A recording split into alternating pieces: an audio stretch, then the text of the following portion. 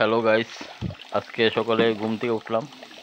ওঠার পর ভাবছি আমাদের যে জল সাপ্লাই জল খুবই আয়রন বেশি থাকে।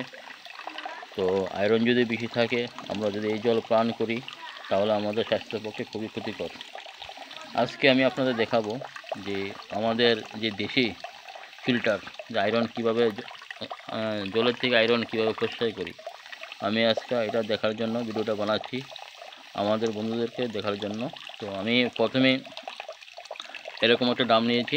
ড্রাম নেওয়ার পর এটার মধ্যে পাথর আর বালু দিয়েছি। দেওয়ার পর এই এখন বালতি আছে, বালতি দিয়ে এটা ভিতরে জল দিয়েছি।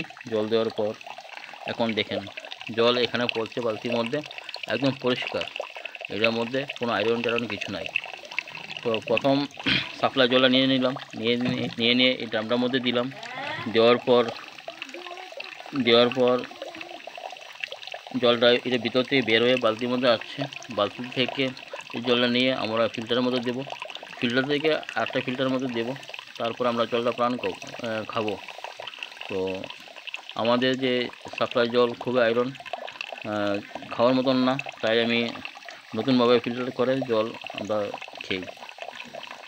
আর দেখতে পাচ্ছেন খুব সুন্দর, একদম পরিষ্কার জল।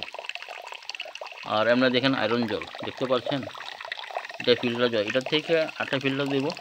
আটটা ফিল্টার দিয়েছে জলটা গরম করে এটা ঠান্ডা করে খাবো। তো ভিডিওটা যদি ভালো লাগে লাইক করবেন, শেয়ার করবেন। খুবই সুন্দর দেখতে পাচ্ছেন।